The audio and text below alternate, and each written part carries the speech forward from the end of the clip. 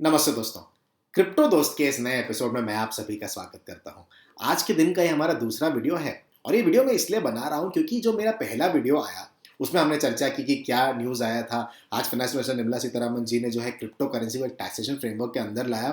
बहुत ही ऐतिहासिक दिवस आज क्रिप्टो करेंसी इंडस्ट्री के लिए। लेकिन उस वीडियो के बाद और जो मैं लोगों के रिएक्शंस देख रहा था ट्विटर पर, दूसरे सोशल मीडिया चैनल्स पर, रेडिट पर, और जो मैं कुछ न्यूज़ भी देख रहा था, बहुत जो है लोगों में एक उत्साह की लहर ज़रूर है। सबसे पहले मैं ये बोलूँगा दोस्तों, ओवरऑल जो है इसे बहुत ही एक पॉजिटिव तरीके से देखा जा रहा है क्योंकि जहाँ 2-3 साल पहले हम लड़ रहे थे गवर्नमेंट से कि क्रिप्टो करेंसी को जो लेजिटिमाइज़ किया जाए, उसे आरबीआई ने जो बैंकिंग बैन के ज़रिए जो उसे कर्टेल करने की कोशिश की थी, उससे लड़ाई की जा रही थी क्रिप्टो करेंसी इंडस्ट्री से, वो अब कहीं न कहीं हट गया है। गवर्नमेंट का जो पूरा एक यू टर्न हुआ है क्रिप्टो करेंसी इंडस्ट्री को लेके, गवर्नमेंट जो है चाह रही है किसी तरह से रेगुलेट करना, वो एक बहुत बड़ी जीत है क्रिप्टो करेंसी इंडस्ट्री के लिए। तो आप ये ना भूलें दोस्तों कि आप भले ही टैक्सेशन और जो डिटेल्स है उस पर हम बात जरूर करेंगे, लेकिन ओवरऑल अगर आप देखेंगे बड़ा बहुत ही ऐतिहासिक दिन है। यहाँ पर गवर्नमेंट ने जो एक ग्रीन सिग्नल दे दिया कि जी हमें क्रिप्टो से आपत्ति नहीं है। अगर आप एक रेगुलेशन के, एक टैक्सेशन के दायरे में अगर आप काम करेंगे तो हमें क्रिप्टो से आपत्ति नहीं है। इसलिए आप जो है इसे एक तरीके की जीत समझे, नेगेटिवली न लें। लेकिन ये वीडियो बनाने का मेरा रीज़न ये है कि मैं आपको डिटेल में थोड़ा समझाना चाह रहा था कि इस डिटेल्स में, इस बिल में और या इस बजट में क्या प्रोविजंस आए हैं।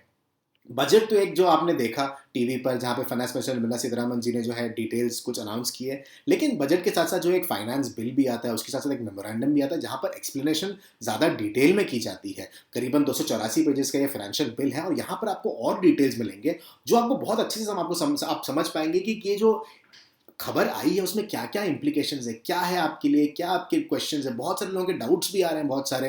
अब ये बात आप समझ लें दोस्तों कि ये जो बिल आया है, या फाइनेंस बिल ले लें या बजट ले लें, इसमें ये जो है ये पहला कदम है। ये ऐसा नहीं है कि आज इन्होंने ये अनाउंस कर दिया तो अब यही होने वाला है, ऐसा नहीं है। ये जो बजट है ये एक पहला स्टेप है, गवर्नमेंट का ये सिग्नल है क्रिप्टो करेंसी इंडस्ट्री के लिए कि जी आप एक दायरे में रह के, आप अगर आप काम करते हैं, इन्वेस्टर, ट्रेडर जो भी हो आप, हमें उससे कोई आपत्ति नहीं है। ये एक सिग्नल दिया गया है गवर्नमेंट से क्रिप्टो करेंसी इंडस्ट्री की तरफ। गवर्नमेंट इनोवेशन के खिलाफ नहीं है, बहुत बड़ा ये स्टेटमेंट है। अब हम बात करते हैं कि ये क्या प्रोविजंस हैं, और ये प्रोविजंस 4 से 5 की प्रोविजंस जो मैं बोलूंगा इस बिल में, या फाइनेंस बिल की बात करते हैं। अभी बजट के अंदर जो फाइनेंस बिल आया है उसमें जो है 4 से 5 जो है मेजर अनाउंसमेंट्स हैं, और उसको जो है हम एनालाइज करके जो आप ये लेके आए, मैंने इस फाइनेंस बिल में जो इसे हाईलाइट किया है उस पर हम चर्चा करेंगे। अब सबसे पहला जो बड़ा इसमें मैं देखूंगा, उसमें गवर्नमेंट ने पहली बार क्रिप्टो करेंसीज को डिफाइन किया है। गवर्नमेंट क्रिप्टो करेंसी इस शब्द का इस्तेमाल नहीं करता है दोस्तों, गवर्नमेंट बोलता है virtual digital asset. Virtual digital asset का क्या मतलब है गवर्नमेंट के डेफिनेशन के हिसाब से, बहुत ही जरूरी है समझना। कोई भी इंफॉर्मेशन या कोड या टोकन जो इंडियन करेंसी नहीं, यानी कि आईएनआर नहीं है, या फॉरेन करेंसी नहीं है कि डॉलर, यूरो, ऐसा नहीं है, जो जनरेट किया जाए क्रिप्टोग्राफिक तरीके से, कुछ किसी भी नाम से, और साथ ही साथ उसका जो एक रिप्रेजेंटेशन ऑफ वैल्यू है वो जो है वो एक क्रिप्टो टोकन के अंदर होता है। और उसको as a function of store of value, जैसे bitcoin as store of value माना जाता है, जो रिटेन करता है अपने वैल्यू को। यूनिट ऑफ अकाउंट जैसे कुछ यूएसडीटी हो गया या यूएसडीसी हो गया, जिसे आप ट्रेड कर सकते हैं as a unit of account. और कोई भी जो आप फाइनेंशियल ट्रांजैक्शन में जिसे यूज करते हैं उसे जो है वर्चुअल डिजिटल एसेट माना गया है। साथ ही साथ ये बहुत ही, मैं इंप्रेस हुआ इस चीज को देख के कि नॉन फंजिबल टोकन यानी कि एनएफटी, उसको भी जो है इस डेफिनेशन में इंक्लूड कर लिया गया। और ये भी कहा गया कि कोई भी डिजिटल एसेट अगर आगे आएगा, सेंट्रल गवर्नमेंट अगर किसी गजट नोटिफिकेशन के जरिए अगर कोई एक नोटिफिकेशन लाता है गवर्नमेंट, तो उसे भी जो है डिजिटल एसेट के अंदर करार किया जाएगा। तो मेरे ख्याल से जो सीबीडीसी आने वाली है आरबीआई के, वो इस बिल के जरिए जो है वो पॉइंट भी कवर हो जाता है। तो ये सब बहुत बड़ी बात हो गई दोस्तों कि पहली बार गवर्नमेंट ने डिफाइन किया है कि क्रिप्टो करेंसी वो नहीं मानने वाले, वो वर्चुअल डिजिटल एसेट कहते हैं। हमें उससे कोई आपत्ति नहीं है, अगर वो डिजिटल एसेट कह रहे हैं तो कोई प्रॉब्लम नहीं है। लेकिन उन्होंने ये कहा है क्रिप्टोग्राफिक तरीके से अगर आप टोकन मिंट होते हैं या क्रिप्टोग्राफिक तरीके से बनता है टोकन, तो वो जो है क्रिप्टो करेंसी या वर्चुअल डिजिटल एसेट के डेफिनेशन के अंदर आ जाएगा। ये बात हो गई क्लियर। अब हम आगे चलते हैं। मैंने कहा कि हर जगह पे जहाँ पे डिजिटल एसेट मेंशन हुआ है उसको मैंने हाईलाइट करके रखा हुआ है। हाईलाइट मैंने इसलिए किया है क्योंकि आसानी होगी। और आप देखिए 33 बार मेंशन हुआ एक फाइनेंस बिल में डिजिटल एसेट। ये मैं सोच के, मैं करीब 2016 से स्पेस में मैं देख रहा हूँ और 17 में मैंने मेरा चैनल बनाया था। उसके वहां से लेकर अब तक की जर्नी है, वाह क्या मजा आ गया मुझे ये देख के कि डिजिटल एसेट को गवर्नमेंट बिल में इतनी बार उसका उसका मेंशन कर रहा है। अब आप देखेंगे ये एक बड़ी बात है कि expression property shall have the same meaning as assign to it. इसका मतलब ये कि क्रिप्टो को as an asset, as a property जो है गवर्नमेंट जो है डील उसको सम्मान मान रही है। तो क्रिप्टो एसेट्स जो है करेंसी, गवर्नमेंट हमेशा कहेगी क्रिप्टो को वो करेंसी नहीं मानते। करेंसी यानी कि आप लेन देन, फाइनेंशियल ट्रांजैक्शंस वैसे आप नहीं कर सकते हैं एज ए करेंसी जैसे आईएनआर के साथ कर सकते हैं, लेकिन as a property, as an asset जो है क्रिप्टो को माना जा रहा है। ये एक दूसरा बड़ा सिग्नल है गवर्नमेंट का इस बिल से। अब चलते हैं, ये इस पर बहुत चर्चा हुई है दोस्तों, और ये मैंने सुबह भी बताया था आपको।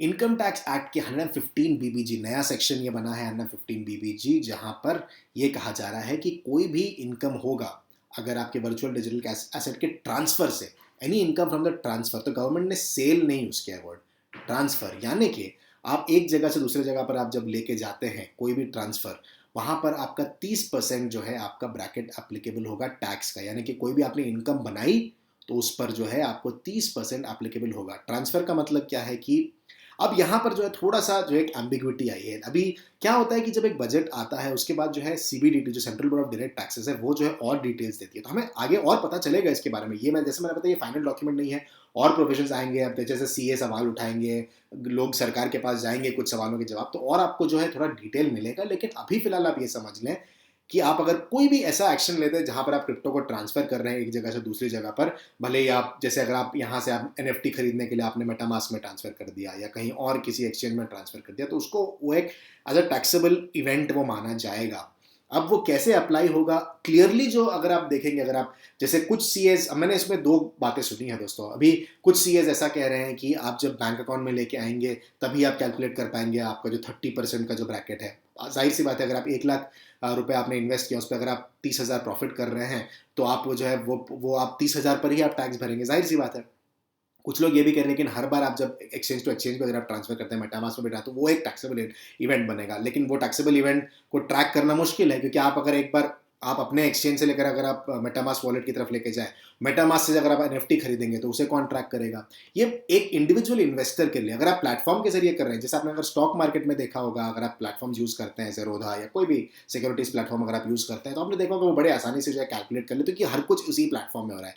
क्रिप्टो में जो है बहुत सारे प्लेटफॉर्म्स के साथ हम इंटरेक्ट करते हैं, डिजिटल वॉलेट्स हो गए, हमारे खुद के हार्डवेयर वॉलेट्स हो गए, एक्सचेंजेस हो गए, इंटरनेशनल एक्सचेंजेस हो गए, तो वो मेंटेन करना बहुत मुश्किल है। और ऊपर से क्रिप्टो का जो प्राइस है बहुत फ्लक्चुएट करता है। आप हो सकता है ट्रांसफर आप $100 पे कर रहे हो, आप ट्रांसफर करने तक वो $125 बन चुका हो, ऐसा भी होता है। तो ये थोड़ा मेंटेन करना मुश्किल है एक इंडिविजुअल इन्वेस्टर के लिए। यहाँ पर थोड़ी सी और क्लैरिटी चाहिए जो अभी तक मिली नहीं है। एक और इसमें इंपॉर्टेंट बात यह है कि इस एक्ट के अंदर कोई भी एक्सपेंडिचर आप डिडक्ट नहीं कर सकते हैं, यानी कि अगर आप इन्वेस्टर हैं आप इसे ऑफसेट नहीं कर सकते दोस्तों। ये बहुत ही इंपॉर्टेंट प्रोविजन है। और इसमें यह कहा जा रहा है कि अगर आपने क्रिप्टो से मुनाफे कमाए तो आपको उस पर टैक्स भरना पड़ेगा 30%, लेकिन आपने अगर लॉस कमाया तो गवर्नमेंट आपको लॉस ऑफसेट नहीं करने देगी। इस पर भी मैं दो राय सुन रहा हूं। एक राय यह है कि कुछ लोग बोल रहे हैं कि क्रिप्टो टू क्रिप्टो अगर हो रहा है, और ये मुझे भी लगता है कि ये यही होगा, जो ओरिजिनल इस बिल का प्रोविजन है मेरे ख्याल से यही होगा, और ये होना भी चाहिए। क्रिप्टो करेंसी के जो गेन है उसको आप क्रिप्टो करेंसी के लॉसेस के साथ जो है आप एडजस्ट कर सकते हैं। यानी कि अगर आपने समझिए 1 लाख कमा लिया गेन किसी एक साल में, फाइनेंशियल ईयर में, और आपने 50,000 के नुकसान कर लिया, तो आपको जो टैक्स 50,000 पे भरना पड़ेगा, क्योंकि आपने 1 लाख मुनाफा कमाया, 50,000 लॉस है, 50,000 टोटल आपका गेन है, और वो सही भी तरीका है करने का। कुछ लोग ये भी कह रहे हैं कि नहीं, सिर्फ आपको गेन पे टैक्स भरना है और लॉसेस जो है आपको इग्नोर करना पड़ेगा। मेरे ख्याल से ये नहीं रखेंगे। मेरे ख्याल से वो ये रख रहे हैं कि आप जो है प्रॉफिट पे आप जरूर दें, ओवरऑल जो प्रॉफिट आपका किसी भी प्लेटफॉर्म पर, उस पर जो है आप टैक्स भरें। और दूसरा ये भी एक इंपॉर्टेंट बात है दोस्तों कि आप क्रिप्टो के लिए तो बहुत क्लियर है कि क्रिप्टो करेंसी के लॉस को आप जो है दूसरे किसी, आप जो कहीं और ट्रेड करते हैं, कहीं और, जैसे आप बिजनेस में हैं और अगर आपको डिप्रिशिएशन के जरिए लॉस वगैरह दिखाते हैं, तो उस पर आप एडजस्ट नहीं कर सकते। यानी कि अगर आप स्टॉक मार्केट में अगर आप ट्रेडिंग करें, वहां पर आपको नुकसान हुआ है और यहाँ पर आपको प्रॉफिट हुआ है, या यहाँ वहां पर आपको प्रॉफिट है, यहाँ नुकसान है, तो उसको ऑफसेट नहीं कर सकते। क्रॉस ट्रांसफर तो डेफिनेटली नहीं कर सकते आप ये ऑफसेट, लेकिन हो सकता है सेम क्रिप्टो टू क्रिप्टो में आपको ये प्रोविजन मिल जाए। और ये मुझे ज़्यादा जो लग रहा है, जो ज़्यादा सही प्रोविजन होगा। ये बहुत इंपॉर्टेंट है समझना दोस्तों।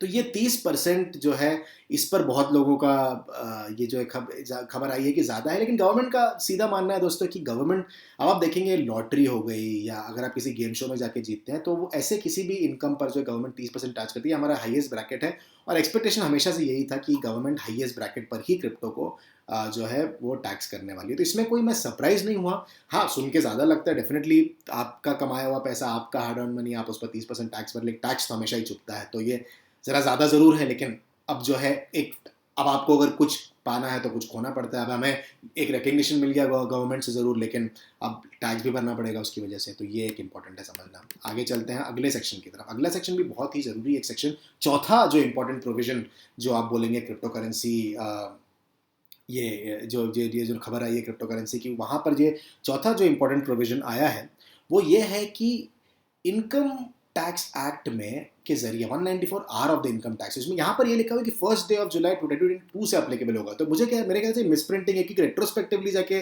पुराने डेट से कैलकुलेट करना मुश्किल है।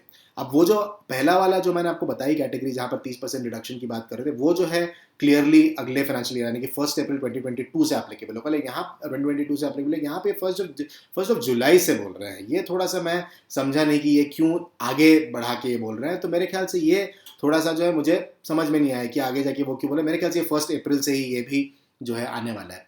यहाँ पर ये बोला जा रहा है कि कोई भी पर्सन अगर किसी रेसिडेंट को ट्रांसफर करता है वर्चुअल डिजिटल एसेट, तो उसे जो है एक TDS 1% ऑफ अमाउंट का, टोटल अमाउंट का जो है डिडक्ट करना पड़ेगा। ये बहुत ज़्यादा है, 1% ऑफ TDS बहुत ही ज़्यादा है। हालांकि TDS अगर आप डिडक्ट कर रहे हैं तो आप उसे ओवरऑल अपने, आपका जो टैक्स आउटगो है, अगर आपका TDS कटा है, आपको वो मिल जाएगा, आपका वो TDS का स्टेटमेंट, और आप जो उसके अगर एडजस्ट ज़रूर कर सकते हैं। लेकिन आप सोचिए एक एक पेमेंट पर, और ये आपके पूरे क्रिप्टो करेंसी एक्सचेंज पर भी एप्लीकेबल होगा। क्रिप्टो करेंसी एक्सचेंजेस पर अब ये एक तरीके के, मुझे लगता है कि अभी तक ये क्लियरली अगेन ये आया नहीं है इन्फॉर्मेशन, लेकिन ये जिम्मा तो क्रिप्टो करेंसी एक्सचेंजेस पर ही होगा, क्योंकि लोग जो है ज़्यादा से ज़्यादा, जब आप ट्रांसफर का मतलब अगर आप खरीदते भी हैं तो उसे गवर्नमेंट एज अ ट्रांसफर मान रही है। तो अगर आप क्रिप्टो करेंसी एक्सचेंज आपको अगर क्रिप्टो बेच रहा है या ट्रांसफर कर रहा है, तो फिर उस हिसाब से क्रिप्टो करेंसी एक्सचेंज का वो ड्यूटी बन जाएगा कि वो 1% TDS काटे, वो गवर्नमेंट को जो है रिपोर्टिंग हो जाए। इसका कारण ये है कि अब आप जब भी क्रिप्टो ट्रांजैक्शन करेंगे, वो भी एक्सचेंज पर, हमेशा गवर्नमेंट के पास एक ट्रैक रिकॉर्ड होगा कि कितने अमाउंट को जो है आपको आपका ट्रेडिंग की गई है, और ये ट्रैक भी कर पाएंगे क्योंकि आपके पास एक्सचेंजेस के पास आपकी KYC है, तो वो पैन नंबर से लिंक हो सकता है। तो ये गवर्नमेंट का इंटेंट है कि डिजिटल एसेट के ट्रेडिंग को अच्छे से आराम से ट्रैक कर सके, और TDS से ज़्यादा अच्छा कोई उनके पास मैकेनिज्म नहीं है। अमाउंट बहुत ज़्यादा है, मैं मानता हूँ, 1% TDS प्लस जो आपका 30% टैक्स कट रहा है, प्लस एक्सचेंजेस, ऑलरेडी इंडिया में क्रिप्टो जो है थोड़ा प्रीमियम पर बिकता है, तो ओवरऑल थोड़ा सा एक बहुत ही एक मैं बोलूँगा थोड़ा सा मतलब अच्छा सिनेरियो नहीं है टैक्स के पर्सपेक्टिव से। लेकिन अगेन जैसे मैंने कहा, ये आगे जाके इस पर अमेंडमेंट्स हो सकते हैं, लोग लॉबी करेंगे, हमारे इंडस्ट्री एसोसिएशन, क्रिप्टो इंडस्ट्री जैसे जैसे बड़ा होता चला जाएगा, ये इंडस्ट्री Web3 और कंपनियां बनेंगी, तो धीरे धीरे आप देखेंगे गवर्नमेंट और थोड़ा जो है टैक्स को लेके थोड़ा सा जो है, मुझे लगता है, मेरा पर्सनल मानना है कि ओवर द ईयर्स आप देखेंगे डेफिनेटली कम होता चला जाएगा। गवर्नमेंट का इंटेंट ये है दोस्तों कि वो ज़्यादा लोगों को इन्वॉल्व नहीं होने देना चाह रहे हैं। उनका जाहिर सी बात है कि वो क्रिप्टो को रोकना नहीं चाह रहे, क्योंकि वो इनोवेशन के खिलाफ नहीं होना चाह रहे हैं, और एक गलत लुक भी होता है वो, अगर आप इंडिया एज अ कंट्री अगर इनोवेशन के खिलाफ चला जाए। लेकिन गवर्नमेंट ये भी मान रहा है कि अगर क्रिप्टो में वो ज़्यादा ट्रेडिंग अलाउ करेंगे तो फिर जो है वो एक स्पेक्यूलेटिव एसेट है उनके नज़र से, और उसमें तो लिमिट करना चाह रहे ट्रेडिंग को, इसलिए ज़्यादा जो है टैक्सेशन रखा है। तो ये हो गई क्लियर बात। अब आगे आगे चलते हैं अगले जो इम्पोर्टेंट जो इसमें पॉइंट है। तो हमने बात की डेफिनेशन की, हमने बात की है प्रॉपर्टी की, हमने बात की है इनकम टैक्स की, हमने बात की है TDS की, और पांचवा जो इंपॉर्टेंट एक प्रोविजन आया है वो यहाँ पर आप मेमोरेंडम में देख सकते हैं, जो मेमोरेंडम एक्सप्लेन करता है कि ये क्या है इस बिल में। यहाँ पर भी डिजिटल एसेट को मैं यहाँ पर ढूंढ लेता हूँ यहाँ पर, और आपको मैं दिखाता हूँ कि इस मेमोरेंडम में क्या एक्सप्लेन किया गया है। अब ये देखिए यहाँ पर बहुत सारे जो एक्सप्लेनेशन हैं कि क्यों ये किया गया है, बहुत एक्सप्लेनेशन है कि हर जगह क्या है। ये मैंने सेक्शन 115 BBH की बात की, वो कहा गया एक्सपेंडिचर जो है आप नहीं डिडक्ट कर पाएंगे आपके जो इनकम टैक्स का, जो मैंने आपको बताया। आप जैसे अगर आप माइनर हैं, ट्रेडर हैं, तो आपको जो है वहाँ पर आप कोई भी, आप अपने जो है अपने इक्विपमेंट खरीदे तो उसे आप ऐसे एक्सपेंडिचर ऑफसेट नहीं कर पाएंगे, थोड़ा सा अनफेयर लगा मुझे। तो वो एक डेफिनेटली आपको समझना ज़रूरी होगा। और यहाँ पर एक और आप समझिए बात, ये जो यहाँ पर 194S में जो TDS की बात कही है, इसमें यह कहा गया है कि provisions of section 203A and 206AB will not be applicable यानी कि कोई टैक्स नहीं डिडक्ट किया जाएगा अगर एग्रीगेट वैल्यू उसका सिर्फ 50,000 है। तो अगर 50,000 से कम की अगर आप ट्रांजैक्शन करते हैं तो फिर वो आपको टैक्स नहीं भरना पड़ेगा उस पर। और कोई भी दूसरे सिनारियों में जो है आपको जो है वहाँ पर 10,000 का ही लिमिट आपको दिया जाएगा। तो ये जो है अगर ज़्यादा बहुत बड़े लिमिट नहीं, सिर्फ 50,000 की आपको रियायत दी गई है यहाँ पर। और ये एक इम्पॉर्टेंट जो है उसका एक प्रोविज़न है। और यहाँ पर आप देखिए, furthermore any sum paid for transfer of virtual digital asset credit to any account whether called suspend account और any other name in the books of the account the person will be liable to pay such credit of the sum shall be deemed to the credit of sum of the each account of the payee and provision। so मतलब वो ये कह रहे हैं कि आप कहीं भी ट्रांसफर करते हैं सस्पेंस अकाउंट, जैसे मैंने आपको बताया कहीं आप डिजिटल वॉलेट में भी जा रहे हैं, तो कह रहे हैं कि TDS डेफिनेटली एप्लीकेबल रहेगा। एक इंपॉर्टेंट प्रोविजन ये भी है, और ये मैं आपको लिंक्स दे दूंगा, आप डिटेल में जाके पढ़िएगा, बहुत कुछ है। आप जैसे और आप जो CAs से अगर आप डिस्कस करेंगे, और जानिए दोस्तों मैं फाइनेंशियल एडवाइज़र नहीं हूँ, मैं कोई टैक्स एडवाइज़र भी नहीं हूँ, तो आप कोई भी डिसीजन लेने से पहले प्लीज़ अपने CA से कंसल्ट जरूर करें। 1 जुलाई 2022 से माना जाएगा और अमेंडमेंट आएगा। और एक और इम्पॉर्टेंट जो पांचवा इम्पॉर्टेंट जो इसका प्रोविजन है दोस्तों, वो ये है कि गिफ्टिंग को भी जो है, डिजिटल एसेट्स को अगर आप गिफ्ट करते हैं किसी को, तो भी जो है वो आप जिसको गिफ्ट कर रहे हैं उसको जो है टैक्स लायबिलिटी बन जाएगी। वो गिफ्टिंग का जो प्रोविजन है अगले साल से आएगा, 1 अप्रैल 2023 से आएगा, लेकिन ये भी बहुत इंपॉर्टेंट है। ये 5 क्रिटिकल ये इंपॉर्टेंट पॉइंट्स हैं जो आज के फाइनेंस बिल में आए हैं क्रिप्टो को लेके। बहुत ही ज़्यादा डिटेल में आया नहीं है अभी तक। CBDT जो central board of direct taxes है, वो थोड़ा सा और एक फ्रेमवर्क आपको डेफिनेटली आपको सुनने को मिलेगा। क्वेश्चंस और आएंगे कम्युनिटी की तरफ से, ट्रेडर्स की तरफ से, और गवर्नमेंट मुझे लगता है धीरे धीरे जो है थोड़े से और जो है चेंजेस होने के चांसेस ज़रूर हैं। सवाल जो मैं कुछ देख रहा था, इज क्रिप्टो नाउ लीगल? ये थोड़ा सा क्वेश्चन ग्रे एरिया, मतलब क्या क्रिप्टो अभी लीगल है? लीगल तो मैं नहीं बोलूँगा पूरी तरह से, जब तक ये क्रिप्टो बिल नहीं आ जाता दोस्तों। जब तक क्रिप्टो बिल नहीं था, गवर्नमेंट का एक सिग्नल जरूर है कि क्रिप्टो को रेगुलेट करना चाहते हैं, लेकिन गवर्नमेंट अभी तक क्रिप्टो को एज ए लीगल स्टेटस में नहीं बोलूँगा। अब देखिए, अगर आप जैसे इनकम टैक्स का जो फ्रेमवर्क है, कई लोग बोल रहे हैं कि इनकम टैक्स में नहीं आया तो इलीगल कैसे हो सकता है। मैं मानता हूँ इनकम टैक्स, आप टैक्स उस पर ही भरेंगे जो लीगल है, लेकिन फिर भी इनकम टैक्स में जैसे अगर आप मनी लॉन्ड्रिंग करते हैं तो तब भी आपके ऊपर टैक्स एप्लीकेबल होता ही है। तो लीगल पूरी तरह तो नहीं बोलूँगा, डेफिनेटली एक स्टेप ज़रूर बढ़ा है, ज़्यादा आप लीगैलिटी की तरफ जा चुका है। तो वो आप एक समझ के चलें कि हाँ, क्रिप्टो करेंसी एक कदम ज़रूर है गवर्नमेंट का लीगैलिटी की तरफ, लेकिन पूरी तरह लीगल नहीं बोलूँगा मैं उसे अभी। टैक्सेस जो है यहाँ पर हाउ टू रिड्यूस, अब रिडक्शन का जो है आपको धीरे धीरे भी हम श्योर जो इंटेलिजेंट CAs है वो निकाल लेंगे तरीके, लेकिन फिलहाल मैं आपको यही बोलूँगा कि अगर आपने किसी साल में गेन्स कमाए हैं ज़्यादा, तो आप जो है अपने लॉसेस को भी बुक कर लें, ताकि आपका जो ओवरऑल टैक्स है वो कम है। 30% टैक्स है, तो आपको बहुत स्मार्टली खेलना पड़ेगा यहाँ पर कि आप जो है जितना ज़्यादा आप टैक्स कम कर सकें क्रिप्टो को लेके। और जाहिर सी बात है, सबसे सेफ स्ट्रैटेजी है होल्ड, खरीदें बेचे नहीं, खरीदें बेचे नहीं, SIP करते जाए, SIP करते जाए। इसके 2 फायदे होंगे, एक तो आपका लॉन्ग टर्म वेल्थ जनरेशन होगा, दूसरा ये भी है कि आप गवर्नमेंट जब धीरे धीरे आप 2-3-4 साल, 5 साल, 10 साल शायद उसके अंदर जो है गवर्नमेंट जो है और थोड़े लिबरल प्रोविजंस ले आएगी, मुझे लगता है क्रिप्टो को ले। जैसे जैसे क्रिप्टो और मेन स्ट्रीम होता चला जाएगा, गवर्नमेंट और लिबरल हो जाएगी। आज के टाइम पे अगर आप क्रिप्टो ट्रेडिंग करते हैं तो आपको ज़्यादा टैक्स भरना पड़ेगा, हो सकता है 5 साल बाद कम टैक्स भरना पड़े। इस बात का ख्याल जरूर रखें। तो होल्डिंग, क्रिप्टो को खरीद के रखना और न बेचना, बहुत सेफ स्ट्रैटेजी है। क्रिप्टो टू क्रिप्टो ट्रांसफर, अब ये मैंने बताया जैसे एक लीगल ग्रे एरिया है। क्रिप्टो टू क्रिप्टो ट्रांसफर अगर आप करते हैं तो टैक्सेबल इवेंट जरूर है दोस्तों, क्योंकि गवर्नमेंट ने वर्ड ट्रांसफर यूज़ किया, गवर्नमेंट ने सेल वर्ड नहीं यूज़ किया अपने बजट में, या अगर आप वो फाइनेंस बिल भी देखें तो बजट में ये नहीं कहा गया है कि आप सिर्फ सेल में, ट्रांसफर में, हर बार आप जब एक जगह से दूसरी जगह ट्रांसफर कर रहे हैं। और गवर्नमेंट ने सोचा समझा ये गवर्नमेंट का ये डेफिनेशन है, क्योंकि हर बार आप जब ट्रांसफर करते हैं, जैसे NFT के लिए आपको मेटामास्क वॉलेट, गवर्नमेंट को ये पता है कि क्रिप्टो को जो है बहुत सारे लेयर्स में आप जो है ट्रांसफर करते हैं। इक्विटी प्लेटफॉर्म पर आप एक ही जगह पर सब कुछ हो रहा है, क्रिप्टो में ऐसा नहीं होता। तो crypto to crypto transfer definitely एक टैक्सेबल इवेंट है, लेकिन टैक्स कितना एप्लीकेबल होगा वो आपको जो है एक CA से बात करके आपको पता चलेगा, और जैसे जैसे CBDT और क्लैरिटी देगा उस पर आपको पता चलेगा। क्रिप्टो माइनर्स का क्या, ये थोड़ा सा जो है ग्रे एरिया में अगेन सवाल है दोस्तों, क्योंकि क्रिप्टो माइनर्स मैं जानता हूँ आपने इक्विपमेंट पर बहुत खर्चा किया है, आप इलेक्ट्रिसिटी बिल भरते हैं अपना, तो अनफेयर लगता है कि गवर्नमेंट जो है आपको इक्विपमेंट का कॉस्ट आपको आपको ऑफसेट नहीं करने दे रही है। तो ये थोड़ा सा डेफिनेटली एक मेरे हिसाब से डेंट करेगा इंडिया में जो क्रिप्टो करेंसी माइनिंग करते हैं। देखते हैं आगे जाके, अगेन ये ऐसी चीज़ है जो धीरे धीरे जैसे डेवलप होती है चीज़ें, तब आप देखेंगे कि गवर्नमेंट और जब जब प्रेशर पड़ता है गवर्नमेंट पर माइनर्स की तरफ से, अगर बहुत बड़ी कम्युनिटी रही, प्रेशर पड़ा, हो सकता है गवर्नमेंट आपको लॉसेस ऑफसेट करने दे, पर अगेन अभी वाले प्रोविजंस में तो ये है नहीं। फिलहाल माइनर्स के लिए थोड़ा सा एक सेटबैक मैं ज़रूर बोलूँगा। TDS 1%, यस TDS 1% जो है वो अभी इंडिविजुअल्स के लिए वो नहीं अप्लाई होगा मेरे ख्याल से, क्योंकि एक इंडिविजुअल पर्सन के लिए जैसे अब ट्रांसफरेबल है, तो मैं अगर आपको पैसे भेज रहा हूँ क्रिप्टो के जरिए, तो फिर आप बोलेंगे कि ये तो टैक्सेबल इवेंट हो गया, डेफिनेटली हो गया, और गवर्नमेंट ने बोला कि आपको 1% काटना है। पर्सन्स पे शायद ये नहीं अप्लाई हो, सिर्फ इंस्टीट्यूशंस पे अप्लाई होगा ये, क्योंकि पर्सन्स के लिए इंडिविजुअली ये मेंटेन करना मुश्किल है, और थोड़ी क्लैरिटी चाहिए इस बात पर। तो ये जो हैं कुछ सवाल हैं, इसके ये जवाब है। फिलहाल मुझे पता है बहुत सारी चीज़ों की अभी तक क्लैरिटी आई नहीं है, आएगी धीरे धीरे, तो थोड़ा सा पेशेंट रहें। पहला स्टेप है ये गवर्नमेंट का एक फ्रेमवर्क की तरफ। क्रिप्टो बिल अब बहुत ज़रूरी हो जाएगा देखना। अब ये आ चुका है तो मेरी बहुत उम्मीद जग गई है कि मई तक जो है क्रिप्टो बिल भी आ जाएगा, और अगर क्रिप्टो बिल आता है तो आपको ये जो टैक्सेशन फ्रेमवर्क है उस पर कैसे फिट होता है आपको वो समझ में आएगा, और आप बड़ी आसानी से जो है डिसीजंस ले सकते हैं। ओवरऑल अच्छा न्यूज़ है। क्रिप्टो करेंसी अगर आप इन्वेस्ट कर रहे हैं तो आप सिर्फ अभी भी मैं बोलूँगा उतना ही इन्वेस्ट करें जितना आप लूज़ कर सकते हैं। वॉलेटिलिटी ज़्यादा है, क्रिप्टो को एक ओवरऑल डाइवर्सिफाइड पोर्टफोलियो का एक हिस्सा बना के रखें।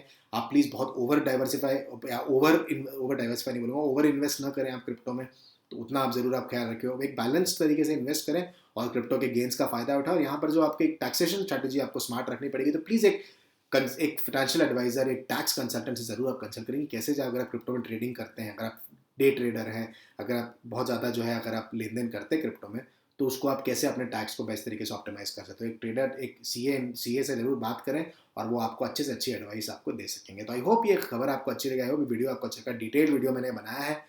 अगर आपके पास कोई भी सवाल होंगे तो आप पूछिए ज़रूर। मैं हमारे जो सीए जिनसे मैं कंसल्ट करता हूँ, हमारे जो दोस्त हैं इस स्पेस में जो टैक्स को ज़्यादा अच्छे से समझते हैं, मैं उनसे डेफिनेटली आपके सवाल उनके पास लेके जाऊँगा।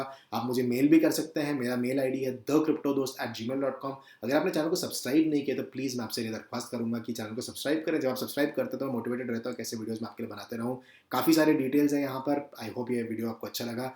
जो ये बिल है और ये जो मेमोरेंडम है उसका लिंक मैं नीचे छोड़ दूंगा। यहाँ पर ये बजट के जो गवर्नमेंट की साइट है वहाँ पर आपको बिना फाइनेंस बिल भी मिल जाएगा, और ये जो मेमोरेंडम है वो भी आपको यहाँ पर मिल जाएगी। Thank you very much for watching. Share ज़रूर कीजिएगा अपने दोस्तों के साथ ताकि हमारे इस वीडियो को ज़्यादा से ज़्यादा लोग देख सकें। Thank you very much.